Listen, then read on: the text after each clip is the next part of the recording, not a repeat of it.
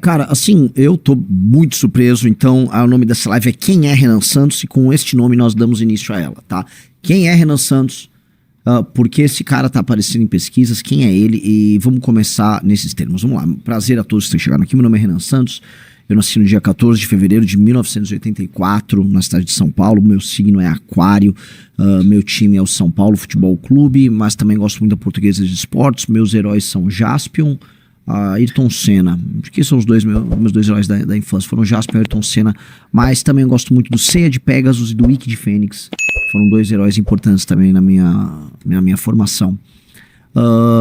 Morei na Zona Leste de São Paulo, depois Zona Sul de São Paulo, entrei na Faculdade de Direito da USP, não completei o curso, fiz faculdade política acadêmica, larguei, fui trabalhar com recuperação de empresas, venci, perdi, depois voltei a me envolver em política a partir do ano de 2013, nas famosas jornadas de 2013, lá entendi que aquela defesa genérica de somos todos contra a política de nada servia.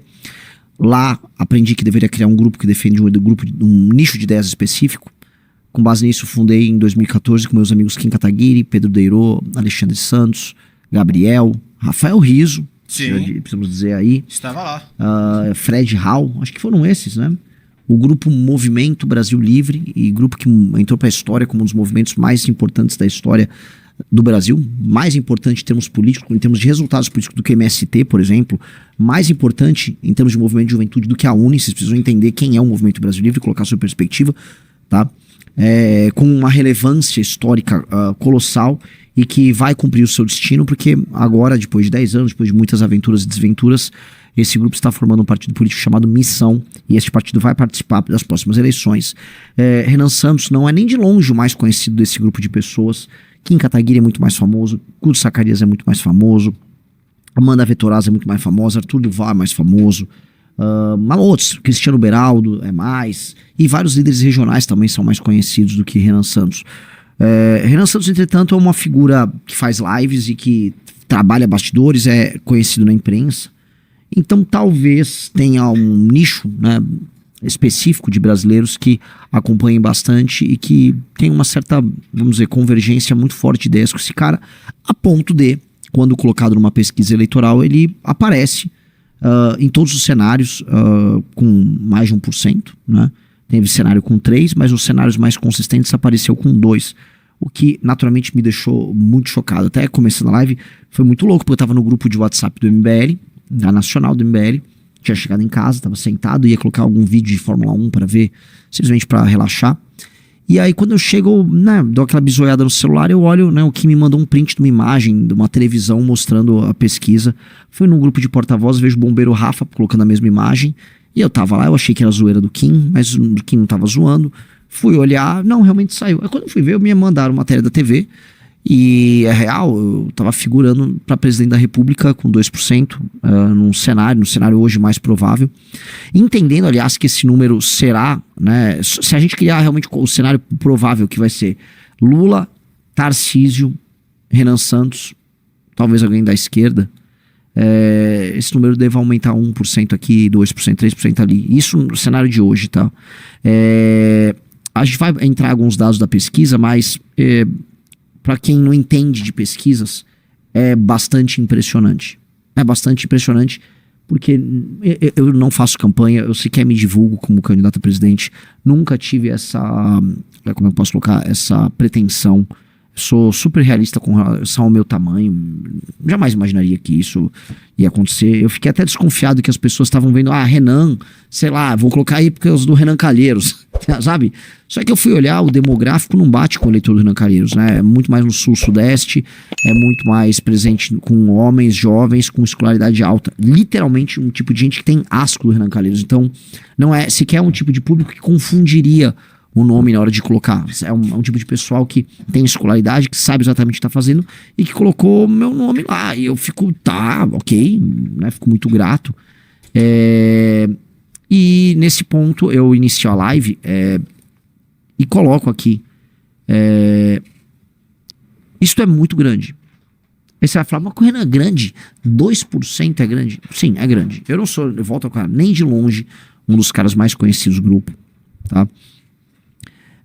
Mas o fato de já aparecer aí denota um grande potencial, E o potencial é o seguinte: como nós não estamos abrindo hoje concessões para os mais diversos públicos, então nós não vamos falar, nós não estamos buscando agora falar com a tia do Zap ou com o tio do Zap. O homem boomer, tanto à esquerda quanto à direita, não será alvo do nosso trabalho. Se ele gostar do nosso discurso, beleza. Mas nosso discurso não foi voltado para ele, porque o objetivo do nosso discurso é justamente negar os erros cometidos pelas gerações mais antigas. Você fala, o que você quer dizer com isso? Muito simples. O erro cheio de culpa que foi a tal da Constituição de 88, que foi construído pela geração boomer, por esses homens e mulheres hoje com mais de 60 anos, esse erro vai precisar ser corrigido a duras penas. E quais são essas duras penas? São muitas. Nós vamos precisar definitivamente alterar a legislação que mexe com o direito penal e processo penal. A culpa dos porões do DOPS vai ter que ser jogada de lado para a gente entender que o crime organizado mata muito mais gente, mas muito mais gente do que os mortos da ditadura militar. Não há comparação. Muito mais gente inocente morreu do que vítimas da ditadura. E aqui eu coloco as vítimas inocentes e as vítimas merecidas da ditadura militar. Tinha muito terrorista que mereceu o prego que tomaram, mereceu o chumbo, tá? Muita gente que morreu nas mãos dos militares e merecia ter morrido nas mãos dos militares. Os assassinos do Mendes Júnior, um herói da Polícia Militar de São Paulo, que foi vítima dos terroristas, tinham que morrer e muito bem morrido numa bela de uma cova, tá? Então, teve gente que não era inocente que morreu, assim como teve gente que foi alvo de violação, de tortura e dos crimes mais horríveis cometidos ali na ditadura militar. Mas nada disso, nem em termos quantitativos ou qualitativos, se equipara ao caos que virou a segurança pública do Brasil desde a promulgação da Constituição de 88 e desde os entendimentos infelizes que os tribunais brasileiros têm e que a política brasileira tem sobre enfrentamento ao crime. A gente se tornou leniente, a gente permitiu que milhões de brasileiros vivam sob a égide do crime organizado mesmo. Vivam com medo, vivam sob um terror constante. Que o crime organizado hoje, como o PCC, fature bilhões. Que operações da Polícia Federal aconteçam e, na prática, os envolvidos não vão ficar muito tempo na cadeia. Grupos como o do Comando Vermelho e congêneres tomando cidades inteiras como Fortaleza. É isso que vocês estão ouvindo. Fortaleza está nas mãos do Comando Vermelho. O crime organizado já tomou. Salvador, você tem uma guerra de facções. Se você fizer assim, ou fizer uma joinha ou um V da vitória, você vai estar sinalizando eventualmente com uma facção. E aí vão ver sua foto e vão eliminá-lo.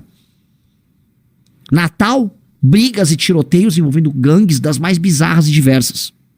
Belém do Pará, a cidade, além de ser hoje um favelão na mão dos barbários, uma triste sina de um lugar lindíssimo que poderia ser incrível, é também um dos lugares mais perigosos do Brasil. Todas as capitais do Nordeste, São Paulo inteiro, São Paulo como exportador do PCC. Para onde nós olhamos, nós vemos o crime. E essa é uma das coisas que, infelizmente, foram legadas pelas gerações mais velhas. A ideia do, olha só, temos que tomar cuidado, porque o importante é reabilitar. O importante não é reabilitar. A partir do momento que uma pena é construída de modo a reabilitar o criminoso, a própria lógica da pena, a própria noção de função da pena, ela tem como objetivo, ou seja, ela tem como protagonista um criminoso. Ou seja, a pena é feita para dissuadir outro criminoso ou para reabilitar aquele criminoso. A pena ignora o papel da vítima. A vítima é apenas, vamos dizer, um elemento instrumental, como diz o importante jurista Silvio, um jovem brilhante, tá? A vítima é um instrumento, ela é instrumentalizada, ela é colocada ali, vamos dizer, aos olhos do direito, apenas como um instrumento para que você promova justiça social ou reabilitação. Mentira! A vítima é a protagonista. Nós temos que voltar a colocar a vítima dos crimes violentos como protagonista. Ou voltar não, pela primeira vez na história do Brasil, colocar ela como protagonista. Nós também temos que mudar o direito brasileiro para torná-lo apto, junto com as forças de segurança do Brasil, a destruir o crime organizado e não permitir que nunca mais ele retorne às posições que ele está hoje. Outra coisa que aconteceu, a ditadura militar, né, por ter sido também ela própria uma ditadura, ela deu aso, tá, a uma sanha tão democratizante que permitiu que ONGs de todos os tipos, associações de todos os tipos, aparatos paraestatais, um exemplo, OAB, se tornassem tão poderosas que eles se incrustassem na máquina do Estado e participassem desse jogo todo, tornando o Estado completamente paralisado. Um exemplo, para ser bem claro com vocês, a lógica que permite, vamos dizer, que sindicatos, partidos e associações de âmbito nacional entrem com ações, ADPFs de todo tipo, no STF. E aí, qualquer um dessas associações fica participando e judicializando, por exemplo, projetos de leis oriundos do legislativo, que deveriam ser soberanos. A lógica dos privilégios, do funcionalismo com toda a sua estabilidade, a lógica dos direitos para o funcionalismo público sem parar, direitos sem deveres, direitos sem deveres. A lógica é que o grande problema do Brasil é a desigualdade, portanto, vamos ficar sugando de quem produz e vamos dar para quem não produz o tempo todo. E é uma lógica que eu vou colocar perversa e que funciona de todos os meios. Você tira de um cidadão produtivo, não necessariamente para dar para um cidadão improdutivo, mas você pode dar para uma empresa improdutiva através das renúncias fiscais que nós temos. A maior das renúncias fiscais faz parte da ideia da desigualdade regional. Não, precisamos lá povoar o Amazonas, então vamos gastar 50 bi por ano com a Zona Franca de Manaus. Nada contra vocês, população de Manaus. Mas definitivamente não dá para custar 50 bi por ano manter a Zona Franca aí. Não dá, não faz sentido. Essas empresas deveriam estar em outros lugares e a gente tinha que fazer uma transição para que vocês possam ter uma economia pujante, orgânica e verdadeira, não essa ficção. As regiões nordeste do Brasil, por conta de sofrerem muito, historicamente estão sempre sofrendo muito, né? Elas são, vamos dizer, destinatárias de recursos dos mais diversos de todos os programas sociais, até porque são hiperrepresentadas tanto na Câmara, pela divisão federativa, quanto por um Senado que segue uma lógica antiga, né? Ou uma lógica clássica, federativa, que faz com que todos tenham 3 senadores. Assim, coronéis que mantêm as pessoas na pobreza, lutam por obter recursos que eles mesmos desviam na sua base eleitoral, mantendo essas pessoas na pobreza sem alterar a dinâmica econômica e social desses lugares, mas usando aquelas pessoas como base eleitoral para permanecer lá, usufruindo do dinheiro da União, que é obtido através de outras regiões que trabalham mais. E mais, usufruindo também do dinheiro dos nordestinos que trabalham e muito, diante de um sol escaldante e que poderiam estar fazendo muito mais e se beneficiando de uma vida muito melhor, mas que não conseguem isso porque são tocados, geridos, administrados por uma elite absolutamente canalha. Outra lógica geracional que a gente tem aqui é a lógica do coitadismo. Uma lógica do coitadismo que fez nós brasileiros não nos imaginarmos como homens e mulheres virtuosos que vão encarar o futuro de peito aberto, e sim gente que está permanentemente precisando de ajuda. Ai, eu preciso de ajuda. Ai, eu fui sabotado. Ai, o destino é muito mal comigo. Ai, eu sou um brasileirinho contra esse mundão todo. E não é. Nós tomamos um pito indireto do Xi Jinping, que foi muito claro em dizer que a América Latina, o Brasil, o maior de todos os países da América Latina, adotou um caminho derrotado de assistencialismo e não de produção. A China e a Ásia adotaram o caminho da produção. Nós adotamos o caminho da assistência. Eles estão ricos, nós estamos subdesenvolvidos. Eu volto a colocar, a Ásia está rica, a Ásia já é desenvolvida e daqui até o fim desse século será o leste asiático a dar as cartas no mundo, junto com os Estados Unidos. Enquanto nós aqui vamos assistir de longe, recebendo auxílios e servindo talvez, com muita sorte, como um destino de férias. Essa mentalidade derrotada, tacanha, tosca, que enxerga tudo numa luta contra a esquerda, assim, quem é? A esquerda, nós, a turma do Lula, a turma do Disseu, a turma do Chico Buarque, a turma do Gil, a turma do Caetano, nós, essa turma que já tá morrendo e que já tinha que ter largado o osso há muito tempo, nós defendemos a democracia. E do outro lado, a turma dos generais, do capitão Bolsonaro, a turma do regime militar, da Transamazônica, a turma do Arena, a turma que entregou uma dívida externa gigantesca pro Brasil, a turma que entregou um Brasil todo atrapalhado, a turma que ajudou inclusive essa esquerda a crescer. Esses dois lados aí, que estão no imaginário dos homens mais velhos do Brasil, dos homens e mulheres mais velhos do Brasil, que fazem um petista votar no Lula contra o fascismo, e que fazem um bolsonarista votar no Bolsonaro contra o comunismo, essas pessoas simplesmente precisam largar o osso. E aí, quem é Renan Santos? Renan Santos é parte de um grupo de pessoas que está propondo mudar esta dinâmica por completo. Nós queremos um Brasil construído pelas novas gerações. Nós queremos que os homens jovens talentosos do Brasil, homens e mulheres aqui para ser, né, mas os homens, né? Nós queremos que a juventude do Brasil, e quando eu falo juventude, eu estou incluindo aí gente de 30, 40 anos, estou falando das pessoas que estão na sua flor da idade, na idade mais produtiva, cheia de ideia na cabeça, dialogando com tecnologia, com vontade de construir um lugar melhor para si e para as pessoas ao redor. Nós achamos que essas pessoas têm que ter essa oportunidade, que essas pessoas não podem apenas pagar a conta dos erros do passado dos seus pais e avós, mas sim que, dado que pagam a conta, que vão ter que se sentar à mesa e ter direito de escolher o próprio destino. Porque do jeito de que tá, o único destino que essas pessoas escolhem é o do aeroporto para ir embora do Brasil, tentar a vida em outro lugar. E é muito mais fácil hoje e melhor pegar um avião e tentar a vida em qualquer lugar, no Canadá, nos Estados Unidos, na Europa, na Austrália. Tem gente que já foi para a Ásia, do que no Brasil. E mais, o Milei já estava falando em fechar a fronteira para nós brasileiros, porque os argentinos serão talvez aqueles a não negar a chegada de brasileiros, porque no caminho que a Argentina está tomando, quando comparado ao nosso, a Argentina está melhor do que a gente. Veja, quem é Renan Santos? É só um proponente disso. É só um cara muito louco que montou um grupo político muito diferente, um grupo insubmisso, um grupo que toda vez que foi instado a baixar a cabeça para seus inimigos, ele não aceitou. Que pagou um preço muito alto por isso. Caiu na insignificância. Um grupo que em 2019 perdeu tudo que tinha. Perdeu seguidores, perdeu doadores. Fazia live. Nesse instante nós estamos com 16 minutos de live e já tem 6.200 pessoas.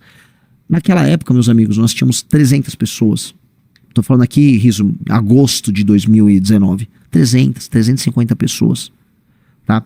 Nenhum doador. Faturamento mensal do Movimento Brasil Livre, R$26 mil. Uma lojinha de esquina faturava mais.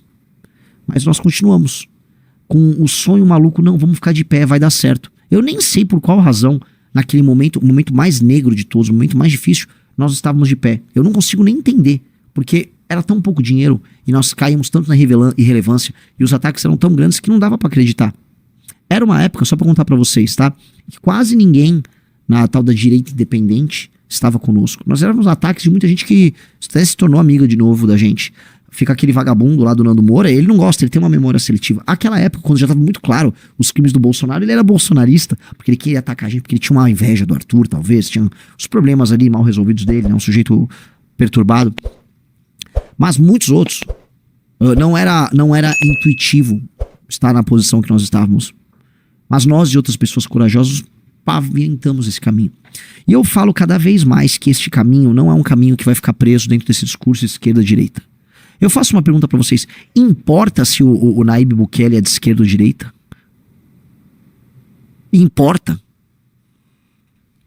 Porque essas definições tolas acabam colocando a gente sempre no colo de algum vagabundo burro e barato.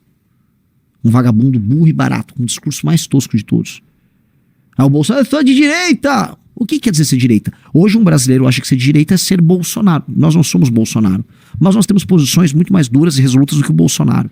Para muita gente, no período de 2016 a 2020, ser de direita é ser contra a corrupção. Nós sempre fomos muito mais contra a corrupção do que o Bolsonaro. Por mais que ser de direita não signifique ser contra a corrupção, e você tenha corruptos à esquerda e à direita. Tá? Ser de direita naquela época era defender reformas profundas do Estado brasileiro. O Bolsonaro nunca defendeu essas reformas. Reformas no sentido de liberalização da economia, reformas pró-mercado, aumento da liberdade, da capacidade de agência do homem e do empresário brasileiro. Vou dar um exemplo. O Bolsonaro nunca foi a favor disso. Acabar com privilégios. O Bolsonaro nunca foi a favor disso. E eu tô falando de uma agenda que era o que, como o brasileiro de direita se entendia naquele período. Tá? Ah, certo conservadorismo. O Bolsonaro na terceira, quarta família dele, diferente. Como sua família exótica, sua perspectiva de mundo exótica. É isso? Uma hora ele finge que é católico, outra hora finge que é evangélico. Né? Ser de direita para o brasileiro se tornou ser Bolsonaro. E nós não somos Bolsonaro. Isso, o entendimento geral é que todo Bolsonaro é direita. Por mais que, do ponto de vista da precisão, nós sejamos um grupo que podemos ser classificados à direita. No entendimento geral, nós não precisamos ficar presos nisso. Nós vamos ter nossa própria doutrina. Nós vamos ter nosso próprio pensamento. Nós vamos ter nossas próprias ideias. E aí vocês chamem elas do que vocês quiserem. Tá? Nós somos o MBL, nós somos um partido missão e nós somos o grupo que vai mudar o Brasil. E esse é o nosso destino e cada vez mais eu tenho certeza disso. Quando eu vi o resultado ontem da pesquisa, eu me toquei. Somos nós. O futuro do Brasil somos nós. E as pessoas que acompanham a gente entenderam isso. Eu volto a colocar, não é sobre o Renan, não sobre eu. Eu sou muito menor do que os principais nomes nossos.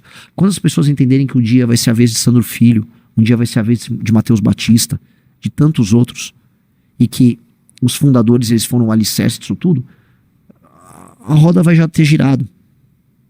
Mas Um grupo de pessoas ter colocado meu nome ali e ter falado, não, eu vou votar nesse cara, isso denota uma fidelidade ao plano que poucos grupos têm. O Zema, governador de Minas, né, num dos cenários ele tá com 4, eu tô com 2.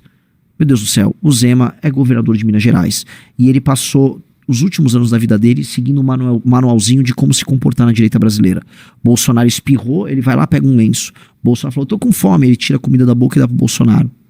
Submisso como um cão. Zema é o exemplo do direitista brasileiro que entendeu a regra do jogo. E mesmo assim ganhou e foi reeleito em Minas. E tá tecnicamente empatado conosco, que nem candidatos somos. Muito obrigado por assistir até aqui. Se gostou desse vídeo, deixa o like e se inscreva no canal A Missão para Mais. Aqui temos cortes do MBL e do Partido Missão todos os dias dos temas mais importantes do momento.